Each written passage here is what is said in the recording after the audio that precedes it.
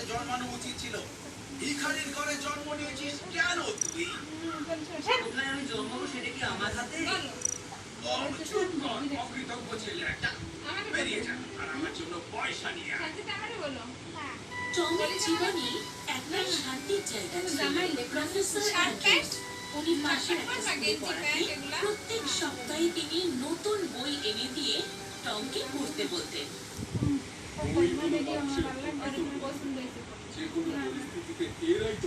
তোমাকে দিচ্ছি, তুমি না না বলতিস।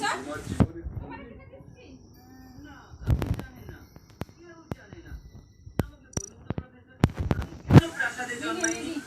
আমি সারা জীবন ভিখারি হয়ে থাকতে চাই না, এটা অন্যায়। কে বলেছে যে ভিখারির ঘরে জন্মেছ বলে তোমাকে ভিখারি হয়ে থাকতে হবে? এটাই তো হবার কথা। ভিখারির সন্তান ভিখারি, রাজের সন্তান রাজপুত্র বা রাজকন্যা। কিন্তু বড় হওয়ার সময় অন্য কেউ হওয়ার সিদ্ধান্ত আমরা নিতে পারি। এমনকি আমরা যা ইচ্ছে তাই হতে পারি। আচ্ছা, একটা কথার উত্তর আমি যদি তোমাকে দুটোর মধ্যে একটা বেছে দিতে বলি যে ভিখারি হবে না লোভী অসৎ মানুষ হবে, কোনটা বেছে নিতে? যদি অন্য বিকল্পটা অসৎ মানুষ হওয়া বলে, তাহলে আমি বাবা ভিখিরি আর সৎ থাকতে চাই।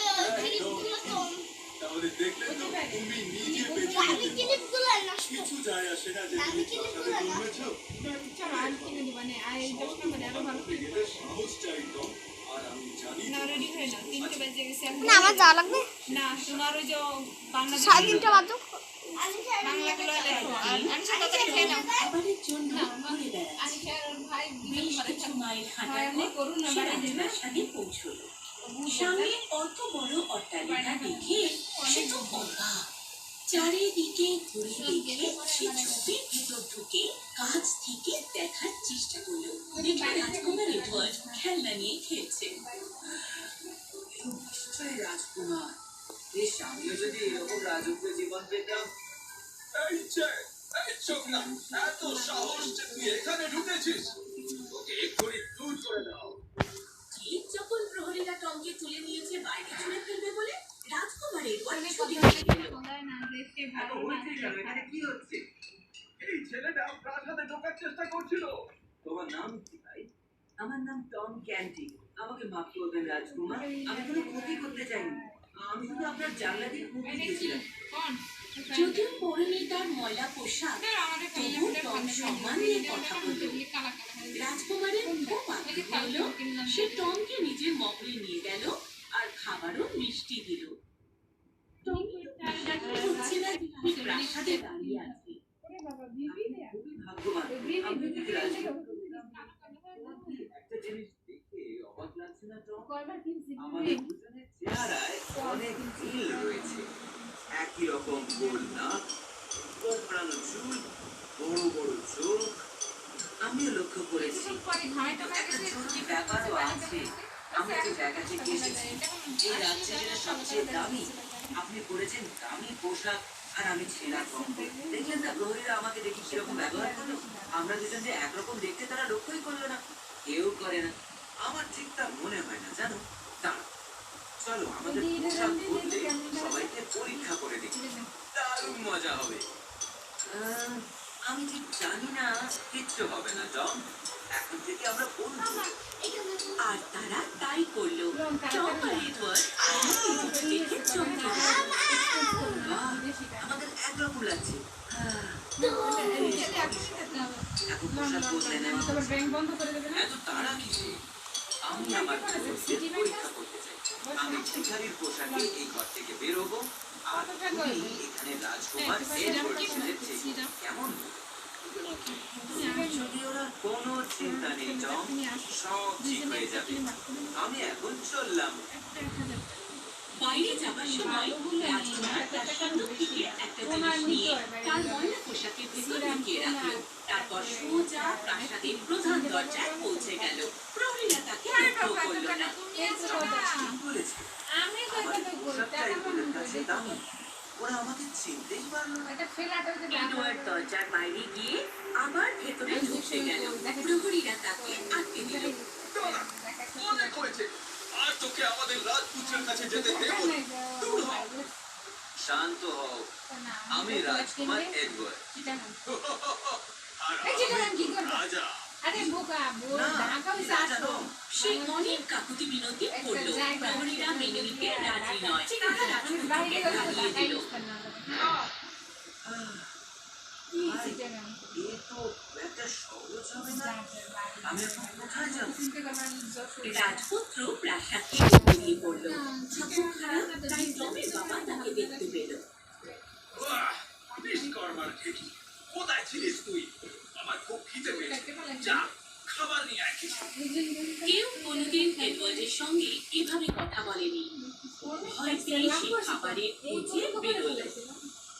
রাস্তা দিয়ে যেতে যেতে রাজপুত্র যা দেখলো তাদের চমকে গেল। আমার রাজ্যের প্রজারা এত গরিব, বিশ্বাস করতে পারছি না আমি। আমাদের প্রাসাদে রোজ খাবার নষ্ট করি আমরা, আর এদের কাছে পরিবারের দুজন মানুষকে খাওয়াবার সাধ্য নেই। এদিকে টম প্রাসাদের সবাইকে অনেক বোঝাবার চেষ্টা করলো যে সে রাজপুত্র এডওয়ার্ড নয়, কিন্তু কেউ তার কথা শুনতে রাজি নয়। হ্যালো বন্ধুরা, কেমন আছেন? বন্ধুরা বলতে গেছি ভুলে গেছি। কেমন আছো সবাই? হ্যাঁ, আশা করছি সবাই ঠিক আছো। আজকে আমরা নতুন আবার ছেলে মানে আসতে গেমে চলে এসেছি। সবাই ভালো থেকে সুস্থ আর থাকুন। ও বলল যে ও নাকি কিছুই জানে না। ও হলো রাজপুত্র। এই সিংমহল সুরক্ষিত রাখার দায়িত্ব ওর। ও জানে না তার কি করে হয়। এটাও হতে পারে যে ও ভুলে গেছে। ও রাজপুত্র এডওয়ার্ড, ও টম নয়, কোনো ভিখারির ছেলেও নয়। টম ভিখারির ছেলে। ও প্রভু, এ তো ভয়ঙ্কর দুঃসংবাদ। রাজা মশাইয়ের স্বাস্থ্য ক্রমশ খারাপ হচ্ছে, এদিকে ওনার পুত্রের স্মৃতি ধ্বংস হচ্ছে। প্রভুই এই রাজ্যকে রক্ষা করবেন। টম চাইছিল এডওয়ার্ড তাড়াতাড়ি প্রাসাদে ফিরে আসুক, কিন্তু এটাও বুঝতে পারছিল যতদিন না আসল রাজপুত্র ফিরে আসছে ততদিন তাকে এই রাজ্যের দেখাশোনা করতে হবে। যতই হোক রাজপুত্র এডওয়ার্ড তার বন্ধু, তাই তাকে সে ছোট করতে পারে না। টম খুবই জ্ঞানী ও বুদ্ধিমান ছেলে। সে তার দায়িত্ব বুঝে নিয়ে চটপট সব শিখে নিল। প্রাসাদের সবাই ধীরে ধীরে তাকে ভরসা করতে ও তাদের রাজপুত্রকে ভালোবাসতে শুরু করলো। ও অনেক পড়াশোনা করেছে। প্রফেসর অ্যান্ড্রুসের দেওয়া বই পড়ে সে যে জ্ঞান অর্জন করেছে তা এখন কাজে আসে। তার জ্ঞান বুদ্ধির প্রশংসা হলো। সে বিনয়ী এবং দয়ালু। ঠিকঠাক চলছিল, কিন্তু একদিন একটা মর্মান্তিক ঘটনা ঘটলো। রাজা হেনরি দ্য এইট মারা গেলেন। প্রাসাদে শোকের ছায়া নেমে এলো। তোমার এই ক্ষতিতে আমি মর্মাহত, কিন্তু এখন তোমাকে আমাদের রাজা হিসেবে অভিষিক্ত করতে হবে। কি বলছেন? কিন্তু এত তাড়াহুড়ো কি আছে? রাজ্যের লোকেদের তোমাকে প্রয়োজন রাজপুত্র, আর তুমি যথেষ্ট শিক্ষা পেয়েছ। এটা এখন করতেই হবে। আমি রাজ্যাভিষেকের জন্য আয়োজন করছি। টমের প্রাসাদের জীবন ভালো লাগতো, কিন্তু জানতো যে এটা তার আসল জীবন নয়। সে রাজা হতে চাইল না। সে তার লোকেদের পাঠালো রাজপুত্র এডওয়ার্ডকে খুঁজে আনতে, কিন্তু প্রহরীরা জানতো না যে কোন গরিব ছেলেটাকে তারা খুঁজছে, তাই খালি হাতে ফিরে আসতো। টমের রাজপুত্রের জন্য দুশ্চিন্তা হতে লাগলো। প্রতি রাত্রে মনে প্রাণে কামনা করতো যাতে রাজপুত্র ফিরে আসে। এডওয়ার্ড কিন্তু আরেকটা সমস্যায় পড়েছে। একবার রাস্তায় এডওয়ার্ড দুটো বদমাশ লোকের পাল্লায় পড়লো। তারা জোর করে তাকে দিয়ে চুরি করালো। যদিও এডওয়ার্ড সত্যি সত্যি চুরি করলো না, তাও তাকে জেলে আটকে রাখলো। সেদিন তাকে আদালতে নিয়ে যাওয়া হবে। এডওয়ার্ড ভাবলো আর রক্ষে নেই, কিন্তু হঠাৎই মাননীয় বিচারপতি, একটা বড় ভুল হয়ে গেছে। আমার প্রহরীরা এই ছেলেটিকে চোর ভেবে ধরে এনেছে, কিন্তু ও কিছুই চুরি করেনি।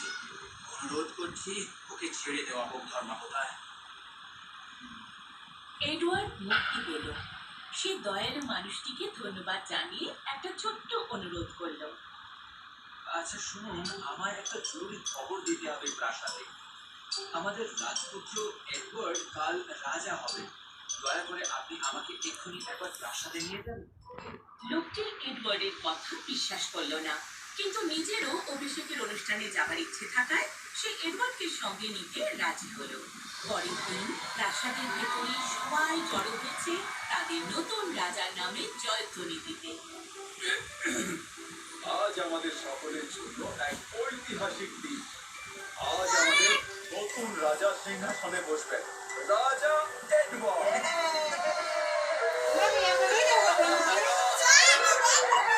সবাই খুব দাদা যে আমি একটা দেখছি নাই ব্যাগ মেয়ের মাথায় মুকুট এখানে পরানো আপনি একটা হবে। চুল ফেলাই দিয়েছে না, এখানে ব্যাগ নেই। ব্যান্ড আমি হলাম আসল রাজকুমার এডওয়ার্ড। কি? তোমার এত বড় সাহস? নিজের পোশাক দেখেছো? প্রহরী, ওকে বন্দি করো। না, আমাকে ছেড়ে দাও। প্রহরী, সরে দাঁড়াও। ও সত্যি কথা বলছে লর্ড সেন্ট জন। ও হলো রাজপুত্র এডওয়ার্ড আর আমি জন ক্যান্টি। আমি আপনাদের বলতে চেয়েছি কিন্তু আপনারা বিশ্বাস করেননি। তা কি করে সম্ভব? যদি এখনো আমাদের কথা বিশ্বাস না হয় তাহলে এই যে ইংল্যান্ডের মহান শিবর নিয়ে আরো চিন্তা হয়নি। প্রাসাদ ছেড়ে যাওয়ার সময় নিজের কাছে আমি এটা নিয়ে গিয়েছিলাম। রাজপুত্র এডওয়ার্ড আর টম পুরো ঘটনাটা বলল। সবাই শুনে চমকে গেল যে তাদের আসল রাজপুত্র রাস্তায় রাস্তায় ঘুরে বেরিয়েছে। ক্ষমা করবেন রাজপুত্র, আমি আপনাকে অনেক খুঁজেছি। দয়া করে রাজা হওয়ার অধিকার আপনি ফিরিয়ে নিন। টম, তুমি হচ্ছ আমার প্রকৃত বন্ধু। আমি যখন ছিলাম না তুমি আমার দায়িত্ব খুব ভালোভাবে পালন করেছো। তোমার সততা দেখে আমি খুব মুগ্ধ হয়েছি। তুমি সহজে আমাকে মিথ্যাবাদী সাব্যস্ত করে আমার রাজপথ ছিনিয়ে নিতে পারতে। মহামান্য রাজা, আমি হয়তো ঠিকই দিচ্ছি কিন্তু আমি অসৎ মানুষ হতে চাই না। তোমাকে বন্ধু হিসেবে পেয়ে আমি গর্বিত টম। তুমি আমার ব্যক্তিগত পরামর্শদাতা হবে কি? এই রাজ্যের দরকার তোমার মতো জ্ঞানী ও বিবেচক মানুষ। আপনার কাছে চিরকৃতজ্ঞ থাকো মহামান্য। ইংল্যান্ডের আসল রাজকুমার রাজা হলো আর সঙ্গে সঙ্গে তার রাজ্যের অনেক নিয়ম কানুন বদলে গেল। চারিদিকে অভাব অনটন দেখে সে দুঃখ পেয়েছিল। দয়ালু রাজা হিসাবে সে রাজত্ব করবে। রাজ্যের প্রজারা টম ক্যান্টি আর তার সততা দেখে অনুপ্রাণিত হলো। রাজা এডওয়ার্ড ও টম ক্যান্টি সারা জীবন বন্ধু হয়ে থাকলো। গল্প শেষ।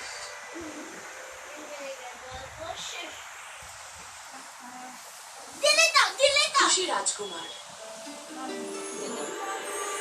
একদিন স্বর্গে ঈশ্বর দেখেন দুজন সেবক খালি বসে আছে। ওরা কিছুই করছে না, দুজনকেই খুব অখুশি দেখায়। আরে এটা হলো স্বর্গ, তোমরা এখানে অখুশি থাকতে পারবে না। তোমাদের কেন দেখতে এত অখুশি লাগছে? আমাদের কিছু করার মতো নেই। আমাদের কোনো কাজ নেই, খালি বসে আছি আর সেই জন্যই আমরা অখুশি। আচ্ছা, যাও তাহলে নিচে পৃথিবীতে শহর থেকে দুটো ভালো জিনিস বেচে আমার কাছে নিয়ে এসো। এই কথা শুনে ঈশ্বরের দুই সেবক পৃথিবীর উদ্দেশ্যে বেরিয়ে পড়ে। একটি মূর্তি বসানো ছিল শহরের একেবারে কেন্দ্রে। আপাদ মস্তক সোনা দিয়ে মোড়া আর ওর চোখে মণিটা ছিল নীল মণি। একটা বহুমূল্য রুবি বসানো ছিল কোমরের বেল্টে। ও প্রত্যেককে উদাহরণ দিত যে কিভাবে আনন্দে থাকতে হয়। আর সেই জন্যই প্রত্যেকে তাকে ডাকতো খুশি রাজকুমার বলে। আরে আমার সোনা, তুই কাঁদছিস কেন? তোকে খুশি থাকতে হবে, ঠিক খুশি রাজকুমারের মতো। কয়েকদিনের মধ্যে শীতকাল চলে আসে। সূর্য অস্ত যাচ্ছিল আর একটা পাখি রাতে থাকার জন্য একটা বাসা খুঁজছিল। ও মূর্তির কাছে উড়ে আসে এবং ভাবে, আমি তো আজ রাতটাই মূর্তির পায়ের পাতাতেই থাকতে পারি, এখানে আমার ঠান্ডা লাগবে না। পাখিটা মূর্তির নিচেই রাতটা কাটায়, দুই পায়ের মাঝখানে। কিছুক্ষণ পর পাখির গায়ে এক ফোঁটা জল পড়ে। পাখিটা আকাশের দিকে তাকায়, কিন্তু আকাশ একেবারে পরিষ্কার ছিল। জলের ফোঁটা পড়ছে কোত্থেকে? বৃষ্টি তো পড়ছে না। এই বন্দি জলের ফোঁটা পাখির গায়ে পড়ে, আরো অবাক হয়ে যায়। ও ঠিক করে রাতটা অন্য জায়গায় কাটাবে। ও উড়ে গিয়ে মূর্তির কাঁধে উঠে বসে যা দেখে তাতে অবাক হয়ে যায়।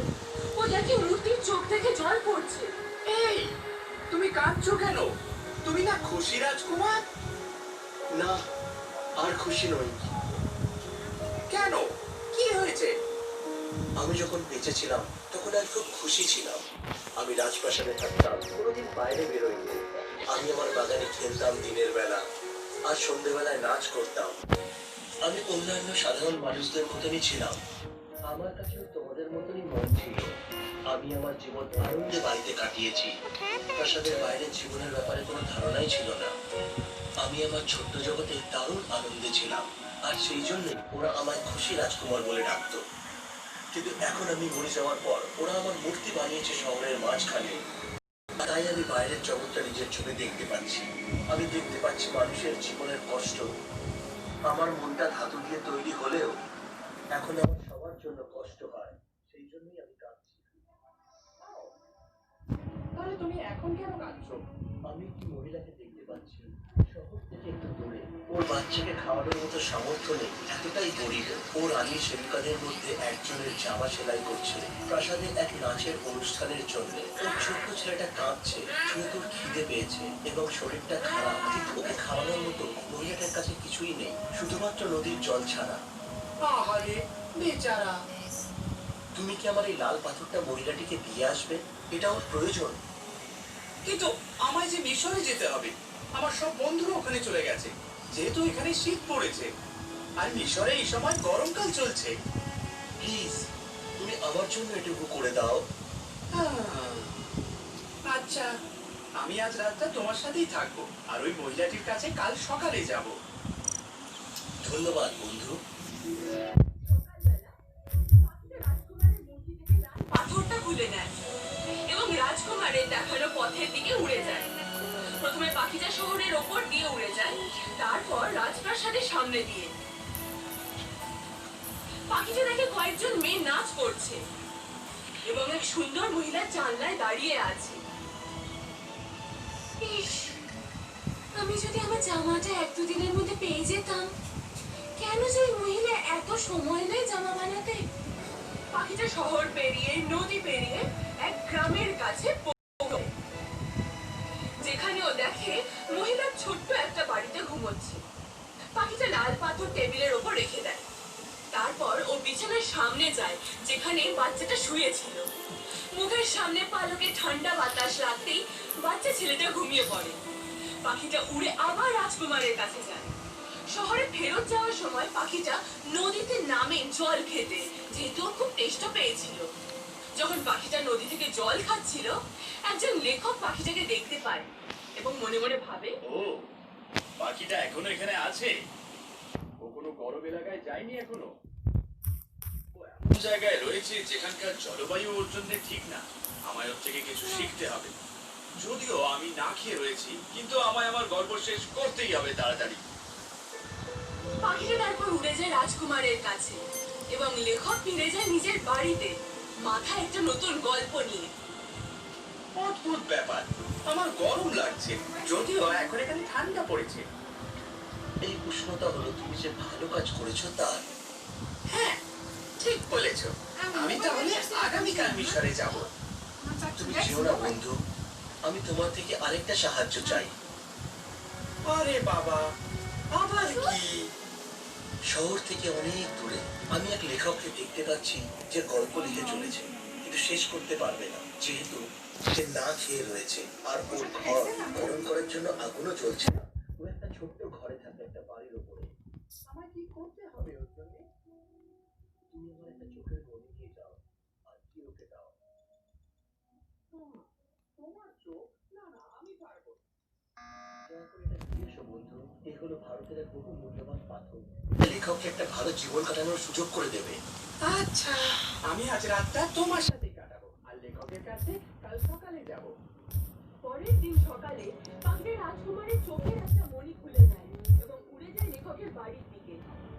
ও সহজেই বাড়িটা খুঁজে পেয়ে যায় এবং ছাদে থাকে একটা ফুটো দিয়েও ঘরে ঢোকে। লেখক টেবিল চেয়ারে বসেছিল মাথা নিচু করে। পাখিটা নীল পাথরটা টেবিলের ওপর রেখে উড়ে বেরিয়ে যায়। লেখক চোখ খুলে পাখিটা দেখতে পায়।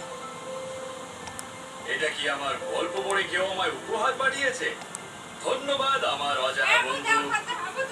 লেখক ওই মহান নীল পাথরটা খুশি হয়ে যায়। আকাশে যখন চাঁদ ওঠে, পাখিটা রাজকুমারের কাছে ফেরত চলে আসে। আমি তোমায় বিদায় জানাতে এসেছি। আগামীকাল সকালে আমি মিশরে চলে যাব। তুমি কি আমার সাথে আরেকটা রাত থাকতে পারবে? ও রাজকুমার, কি বলছো? এখানে ঠান্ডা পড়েছে তো। ওদিকে মিশরে এই মুহূর্তে গরমকাল চলছে। আমায় তাড়াতাড়ি ওখানে পৌঁছতে হবে। দয়া করে যেও না তুমি, একটা ছোট্ট বাচ্চা মেয়ের জীবনের জন্য বলছি। বাচ্চা মেয়ের জীবন? হ্যাঁ, চৌরাস্তায় একটা ছোট্ট মেয়ে দাঁড়িয়েছিল। ও ডিম বিক্রি করছিল, কিন্তু সেগুলো পড়ে গিয়ে সব ফেটে যায়। এখন মেয়েটার কাছে বাড়ি নিয়ে যাওয়ার মতো কোনো টাকা নেই। ও টাকা বাড়ি না নিয়ে ফিরলে ওর বাবা ওকে মারবে। কিন্তু আমি ওকে কি করে সাহায্য করব? আমার আরেকটা চোখের মনি নিয়ে নাও আর ওই মেয়েটিকে গিয়ে দিয়েছো। ওর বাবা এই পাথরটা বেচে অনেক টাকা আয় করতে পারবে। আর ছোট্ট মেয়েটাকে জোর করে আর কাজে পাঠাবে না, তার বদলে ওকে স্কুলে পাঠাবে। না না, আমি তোমার সাথেই থাকছি, কিন্তু তোমার আরেকটা মনি আমি খুলতে পারবো না। তুমি তো তাহলে আর দেখতেই পাবে না। দয়া করে করো বন্ধু, প্লিজ। পাখিটার খুব খারাপ লাগছিল রাজকুমারের আরেকটা চোখের মণি খুলে নিতে। ও পাথরটা মেয়েটার কাছে নিয়ে যায় এবং ওর হাতে দেয়। মেয়েটা পাথরটা দেখে খুব খুশি হয়ে যায়। কি সুন্দর কাচের টুকরো! আর ও দৌড়ে বাড়িতে যায়। পাখিটা রাজকুমারের কাছে ফেরত আসে। ও রাজকুমারকে দেখে খুব খারাপ লাগে, যেহেতু তার এখন আর চোখ ছিল না। তুমি একজন ভালো রাজকুমার, আমি আর মিশরে যাব না। না, এবার তুমি মিশরে চলে যাও বন্ধু। এখানে এই ঠান্ডার মধ্যে তোমার বেঁচে থাকতে খুব কষ্ট হবে। না, আমি তোমায় ছেড়ে যাব না। পাখিটা ওখানেই থেকে যায়। ও রাজকুমারকে নানা রকম গল্প বলে সব সময় মাতিয়ে রাখতো। রাজকুমারের ওই সব গল্প শুনতে ভালো লাগতো। আমার বন্ধু, তুমি একবার সবটা ঘুরে দেখো আর আমায় বলো কি অবস্থা সবার। পাখিটা গোটা শহর ঘুরে বেড়ায় এবং রাজকুমারকে যা যা দেখেছে সব বলে। তারপর রাজকুমারের কাছে ফিরে আসে। ধনী মানুষেরা খুব মজা করছে, নিজেদের বাড়িতে আনন্দে খাচ্ছে যাচ্ছে। অন্যদিকে গরিবেরা না খেয়ে মরছে এবং থাকার জায়গা খুঁজছে। আমি কয়েকটা ছোট বাচ্চাকে দেখেছি, এই শীতে কষ্ট পাচ্ছে। ওরা একটা ব্রিজের নিচে আছে, কিন্তু প্রহরী ওদেরকে ওখানে থাকতে দেয় না, তাড়িয়ে দেয়। আমার সারা শরীর সোনায় মোড়া, এগুলো খুলে না আর গরিবদের দান করে দাও। ওরা যেন কষ্টে না থাকে। পাখিটা কষ্টের সহিত রাজকুমারের শরীর থেকে একটু একটু করে সোনা খুঁজতে থাকে এবং দান করে দেয় গরিবদের। ওরা সোনার টুকরো পেয়ে খুশি হয়ে যায়। এবার আমি খেতে পাবো। আমিও খেতে পারবো, আমিও খেতে পারবো, আর আমিও খেতে পারবো। তারপরেই বরফ পড়তে শুরু করে। গোটা শহর বরফে ঢেকে যায়। পাখিটা এই কনকনে ঠান্ডায় বেঁচে থাকতে পারে এবং একদিন রাতে মারা যায়। যখন পরের দিন সকালে খবরটা জানতে পারে, ওর ভেতরে কিছু একটা ভেঙে যায়। ওটা আসলে ছিল রাজকুমারের ধাতব তৈরি মন, যা ভেঙে যায়। মানুষ যখন মৃত পাখিটাকে রাজকুমারের পায়ের সামনে দেখে, ওরা ওর নামে নালিশ করে।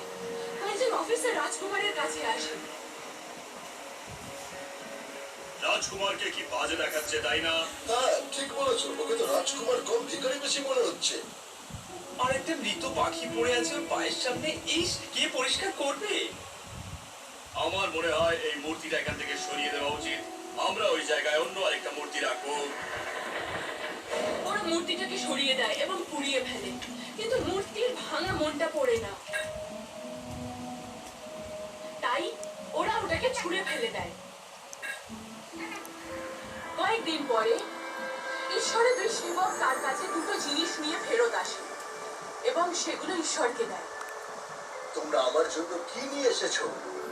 ওরা একটা মৃত পাখি আর একটা ভাঙা ধাতুর মন নিয়ে আসে। ঈশ্বর জিজ্ঞাসা করেন, কেন এই দুটো জিনিস শহরের সেরা মনে হয়েছে তোমাদের? সেবকেরা ঈশ্বরকে বলে, মনটা হলো খুশি রাজকুমারের মূর্তি। তোমরা ভালো কাজ করেছো, সত্যি। এই দুটো জিনিসই খুব ভালো। আমি এই দুটো আমার বাগানে রাখবো। পাখিটা সুন্দর গান শোনাবে আর খুশি রাজকুমার আমার সোনার শহরে দাঁড়িয়ে থাকবে।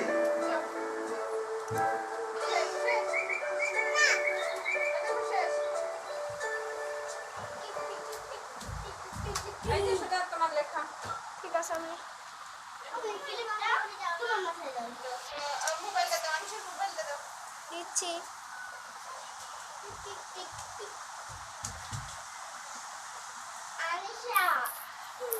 দেখ, আমি বারবার বলছি পড়ে লেখো, পড়ে লেখো, পড়ে লেখো। আমি একটা ভুলও দেখতে চাই না। অনেক ভুল করেছো তুমি। ঠিক আছে, সব কিছু আমি মুখস্থ করে লিখবো। ওই যে তোমার মার্কসটা ওই রাখছি দিচ্ছ। তাহলে এই পুতুল নিয়ে ফেলো। আরে আম্মা যাই, তোমরা বেড়াতে যাই মামনি। ভাইও মুছিতে বেড়, হ্যাঁ কি বলবো জানো? আন্টিদের বাসায় বেড়াতে যাবো, আন্টিদের বাসায় নিয়ে আসবো বলবা কি? আমিও তাহলে ভেঙে ফেলছি। বসে যাই ওই জায়গায় উঠবেন, 40 টাকা দিবেন ভাড়া। 2 মাইল লাগবে। এখন তো গেলে ডিসেম্বরে পরে না না যা আব্বা যাও করতে বসো।